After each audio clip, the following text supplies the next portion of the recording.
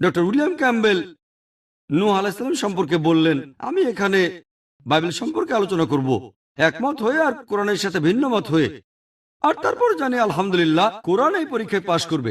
আর যদি doctor William ক্যাম্বেলের কথা মেনে নিই, ধরেন মেনে নিলাম যে উনি ঠিক, যে বন্যার পানি ছিল পাহাড়ের 15 ফিট উপরে, কিন্তু বুক অব জেনেসিস বলছে 7 নম্বর অধ্যায়ের 19-20 অনুচ্ছেদে আছে যে পুরো পৃথিবী বন্যার পানিতে ডুবে গিয়েছিল।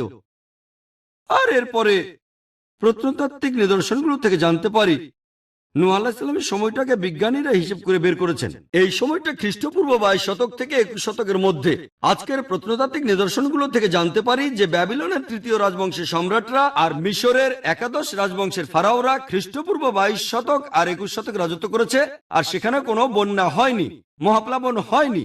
আজকের প্রত্নতাত্ত্বিক নিদর্শন বলে যে এটা অসম্ভব। খ্রিস্টপূর্ব 22 শতক থেকে 21 শতকের মহাপ্লাবনে পুরো পৃথিবী ডুবে গিয়েছিল।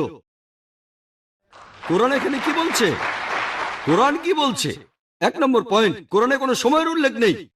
এটা কি খ্রিস্টপূর্ব 21 শতক নাকি 50 শতক, এমন কোনো উল্লেখ নেই। 2 নম্বর পয়েন্ট, কোরআনে কোথাও বলা হয়নি যে পৃথিবী পানিতে ডুবে গিয়েছিল। এখানে বলা হচ্ছে নূহ আলাইহিস সালাম আর তার কওমের লোকজনের কথা, তার গোত্রের কথা। হতে পারে অল্প কিছু লোকজন অথবা অনেকগুলো লোকজন। প্রত্নতাত্ত্বিক নিদর্শন আমাদের বলে, আর প্রত্নতাত্ত্বিকরাও বলেন যে তাদের কোনো আপত্তি নেই, এটা হতে পারে যে পৃথিবী কিছু অংশ পানিতে ডুবে গিয়েছিল, কিন্তু পুরো পৃথিবী এটা সম্ভব। তাই আলহামদুলিল্লাহ কোরআনের কথার সাথে প্রত্নতাত্ত্বিক নিদর্শনের যথেষ্ট মিল রয়েছে, কিন্তু বাইবেলের নেই। এছাড়াও বাইবেলে আছে জেনেসিসের 6 নম্বর অধ্যায় 15 ও 16 নম্বর অনুচ্ছেদে, এখানে সৃষ্টিকর্তা নূহ আলাইহিস সালামকে বলেছেন, তুমি একটা নৌকা বানাও। নৌকার মাপটাও দেওয়া আছে, 300 কিউবিট লম্বা, 50 কিউবিট চওড়া আর 30 কিউবিট উঁচু।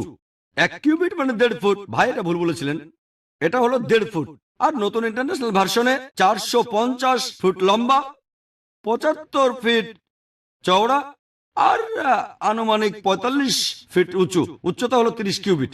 নৌকাটার ঘনত্ব হিসেব করে বের করেছি, এই ঘনত্বটা প্রায় 15 লক্ষ কিউবিক ফিট, আর আয়তন হলো 33,750 স্কোয়ার ফিট। আর বাইবেল বলছে নৌকায় 3 তলা ছিল, 1 তলা, 2 তলা, 3 তলা। তাহলে 3 দিয়ে গুণ করলে পাবেন 1,01,250 স্কোয়ার ফিট। 50 square feet. চিন্তা করেন, এটা কি সম্ভব? পৃথিবীতে লক্ষ লক্ষ প্রাণী আছে। যদি বলি এই অডিটোরিয়ামে আজকে 10 লক্ষ মানুষ আছে, বিশ্বাস করবেন? আমার মনে আছে গত বছরের কথা, কেরালাতে একটা লেকচার দিয়েছিলাম, সেখানে 10 লক্ষ লোক এসেছিল। সেটাই ছিল আমার সবচেয়ে বড় সমাবেশ, আলহামদুলিল্লাহ। 10 লক্ষ মানুষ। আমি মানুষজনের শেষ দেখি না, সেটা কোনো অডিটোরিয়ামে হয়নি, হয়েছিল একটা বড় বিচে। সবাইকে দেখতে পাচ্ছিলাম না, শুধু সামনের কয়েকজনকে দেখেছিলাম। সেখানে 10 লক্ষ মানুষ ছিল।